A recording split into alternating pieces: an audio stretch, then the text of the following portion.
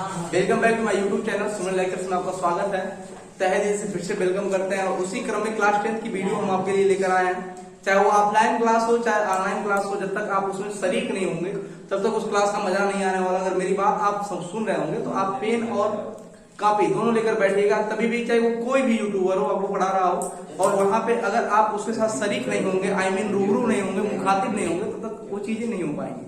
आइए उसी बात को हम लोग लेके आगे बढ़ते हैं और आपके जो 10 का चैप्टर एक है केमिकल रिएक्शन, चाहे यूपी बोर्ड हो चाहे सीबीएसई बोर्ड हो चाहे राजस्थान बोर्ड हो चाहे एमपी बोर्ड हो, कोई भी बोर्ड हो, वहाँ एक चैप्टर 10 में सबको मिलेगा केमिकल रिएक्शन, जिसे हम लोग हिंदी में बोलते हैं रासायनिक अभिक्रिया। क्या बोलते हैं? रासायनिक अभिक्रिया। रासायनिक अभिक्रिया। जस्ट इसके पहले हम आपको पढ़ा चुके हैं परिवर्तन, चेंजेस पढ़ा चुके हैं। ठीक है, जो लोग चेंजेस नहीं पढ़े हैं, चेंजेस का मतलब होता है कि जब किसी पदार्थ के वर्तमान स्थिति में हम बदलाव करते हैं तो उसे क्या करते हैं? परिवर्तन करते हैं। और परिवर्तन किसी वस्तु में दो तरीके से हो सकता है, एक भौतिक परिवर्तन और एक क्या? रासायनिक परिवर्तन। जब किसी वस्तु के रंग, रूप, आकार या उसके अवस्थाओं में परिवर्तन होता है उसे कहते हैं भौतिक परिवर्तन। जैसे पानी का जमना, बर्फ का बनना, ये बात है ना? ठीक है। और अगर मान लीजिए कोई पानी है उसको हीट कर रहे हैं आप, तो वह द्रव से क्या बन रहा है? गैस, वाष्प बनना क्या है? भौतिक परिवर्तन है। और रासायनिक परिवर्तन का मतलब होता है जब किसी वस्तु के आंतरिक संरचनाओं में, यानी कि उसके रासायनिक गुणों में परिवर्तन आ जाए। ठीक है, आंतरिक गुणों में परिवर्तन आ जाए उसे क्या कहते हैं? रासायनिक परिवर्तन कहते हैं। ठीक है, जैसे जंग का लगना, दूध का फटना, ठीक है, दहन मतलब किसी चीज का जलना, बर्न करना। ठीक है, जब ऑक्सीजन से कोई चीज अभिक्रिया करती है तो जलती है। ठीक है, उसी बात पे हम लोग आगे बढ़ते हैं। तो केमिकल रिएक्शन कितनी चीज से मिलकर बना है? जरा इधर जो मेरे सहपाठी यहाँ बैठे हुए हैं वह अपने आप को इस महफिल में खोलेंगे और बोलेंगे। क्या बोलेंगे भाई? क्या केमिकल रिएक्शन किससे किससे मिलकर बना? क्या? अरे पहले अंग्रेजी में बोलो तब ना हिंदी में बोलेंगे। रिएक्टेंट। क्या चीज? रिएक्टेंट। दिस गिव्स क्या? दिस गिव्स क्या? प्रोडक्ट। अभिकारक क्या देता है? उत्पाद। अभिकारक क्या देता है? उत्पाद। अब इसको हिंदी में क्या लिखेंगे हम लोग? अभिकारक। क्या लिखेंगे? अभिकारक। अभिकारक और यह देता है क्या? उत्पाद। क्या देता है? उत्पाद। वास्तव में हम जो लोग रासायनिक परिवर्तन पढ़े हैं, सुनिए, वास्तव में हम लोग जो रासायनिक परिवर्तन पढ़े हैं वही क्या है? वही क्या है? केमिकल चेंजेस है। वही क्या है? केमिकल चेंजेस है। हम लोग जान रहे हैं अभिकारक और उत्पाद। कोई भी रासायनिक अभिक्रिया दो चीजों से मिलकर बनी होती है, एक अभिकारक और क्या? उत्पाद। ठीक है, अब आप लोग जानेंगे कि अभिकारक किसे कहते हैं और उत्पाद किसे कहते हैं। इस पूरे को देखिए, रिएक्टेंट दिस गिव्स प्रोडक्ट, और इसी को हम लोग क्या बोलते हैं? Chemical reaction. इसी को हम लोग क्या बोलते हैं? Chemical reaction. क्या बोलते हैं? Chemical reaction. और इसको हिंदी में क्या बोलते हैं? रासायनिक अभिक्रिया। आप 12th में जाएंगे तो इसको और विधिवत पढ़ाया जाएगा। मेरे पास नॉलेज है लेकिन मैं आपको लेवल का नॉलेज दूंगा, इसलिए मैं 12th का नॉलेज हल्का फुल्का टच नहीं करूंगा। ठीक है, जहां जरूरत पड़ेगी तो वहां हल्का फुल्का आपको टच कराऊंगा, लेकिन फिलहाल जो आपके लेवल की चीजें हैं उनको समझने का प्रयास करिए। देखिए, अभिकारक और क्या? उत्पाद। अब क्या चीज होता है? अभिकारक और क्या होता है? उत्पाद। किसी भी रासायनिक अभिक्रिया में भाग लेने वाले पदार्थों को हम लोग क्या कहते हैं? अभिकारक। किसी भी रासायनिक अभिक्रिया में भाग लेने वाले पदार्थों को हम लोग क्या कहते हैं? अभिकारक। किसी भी रासायनिक अभिक्रिया में भाग लेने वाले पदार्थों को हम लोग क्या कहते हैं? अभिकारक। क्लियर है? जैसे मान लीजिए एज फॉर एग्जाम्पल, अगर आप एक शरबत बना रहे हैं तो शरबत बनाने से पहले आपने चीनी लाया। ठीक है, मान लीजिए आप शरबत बना रहे हैं, एग्जाम्पल समझिएगा अभिकारक। ठीक है, आप शरबत में नींबू मिलाए। ठीक है, नींबू मिला दिए, चीनी मिला दिए और क्या मिला दिए? पानी मिला दिए। नींबू प्लस चीनी प्लस पानी, नींबू प्लस चीनी प्लस पानी, अब पूरा मिला के क्या बनेगा? शरबत। तो ये तीनों क्या है? अभिकारक। और आप जो उसको ऐसे हिला रहे हैं, ठीक है, क्या कर रहे हैं? एक नाटक आप देखेंगे, हिला के पिला दो, है ना? तो वही वाली बात है, कोई भी चीज जब तक उसको आप ऐसे करेंगे नहीं तो उसका सब जो होता है ना मटेरियल नीचे बैठा रहता है। ठीक है, उसी प्रकार से मैं बचपन में एक बार नाटक देखा था, हिला के पिला दो। तो इसमें देखिए नींबू मिलेगा और चीनी मिलेगा और क्या मिलेगा? पानी। तो यह तीनों क्या है? अभिकारक। क्या है?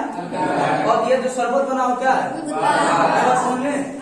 तो किसी भी रासायनिक अभिक्रिया में भाग लेने वाले पदार्थों को हम लोग क्या कहते हैं? अभिकारक कहते हैं। और अभिकारक के मिलने के बाद और रासायनिक अभिक्रिया के संपन्न होने के बाद जो नया पदार्थ हमको प्राप्त होता है, जो नई चीज हमको मिलती है, उसी को हम लोग क्या कहते हैं? उत्पाद। क्लियर है?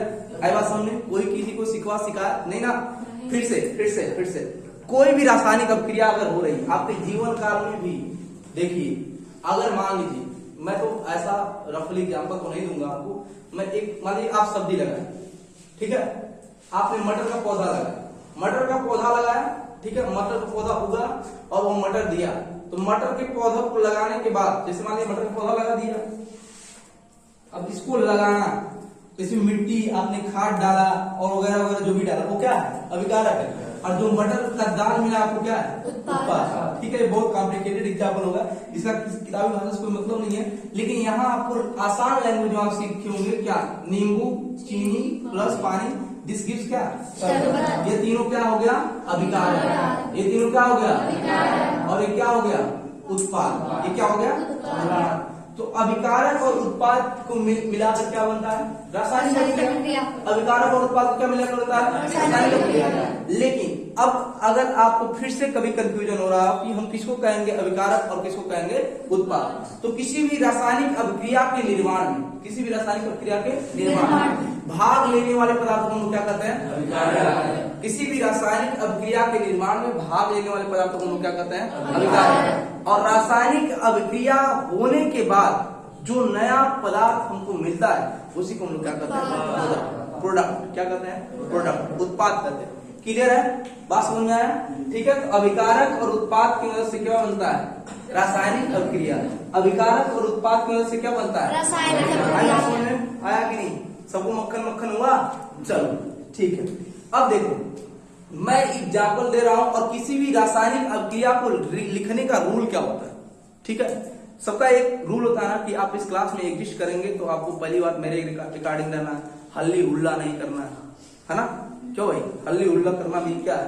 कला है, जो आपको आनी चाहिए। वो विद्यार्थी क्या जो शरारत ना करे, वह क्लास ही क्या जिसमें हल्ला ना हो। तो इसका मतलब ये नहीं कि आप मेरी बेइज्जती करने के लिए इस क्लास में हल्ला करेंगे, ठीक है? चलिए, वो बाहर की बात होगी, जब हम कैमरा बंद कर देंगे खूब चिल्ला लीजिए, है ना? चलिए, अब देखिए यहाँ A और प्लस क्या है? B। केमिकल रिएक्शन का रूल कहता है या तो ऐसे, इसको एक मिनट सुनिए, अभी मैं इक्वेशन पढ़ाऊंगा आपको, लेकिन आप जब प्रोडक्ट को दिखाएंगे तो हमेशा उसके बीच में क्या लगाएंगे? प्लस। हमेशा अभिकारक को दिखाएंगे तो उसके बीच में क्या लगाएंगे? जितने भी अवयव होंगे अभिकारक में, अवयव मतलब होता है कितने लोग उसमें भाग ले रहे हैं। जैसे हम मार करने जा रहे हैं, 5 लोग मार करने जा रहे हैं, तो उसमें मार करने में कितने लोग भाग ले रहे हैं? 5 लोग। ठीक है, और कपार पर जो फूट रहा हो क्या? उत्पाद। समझे? एक बात है, ये तो मान लो खैर किताबी भाषा नहीं, लेकिन किताबी भाषा हमको सीखना, क्योंकि हम साइंटिफिक लैंग्वेज, ये तो हमारे समझने के लिए, लेकिन हमको देना क्या? साइंटिफिक लैंग्वेज देना।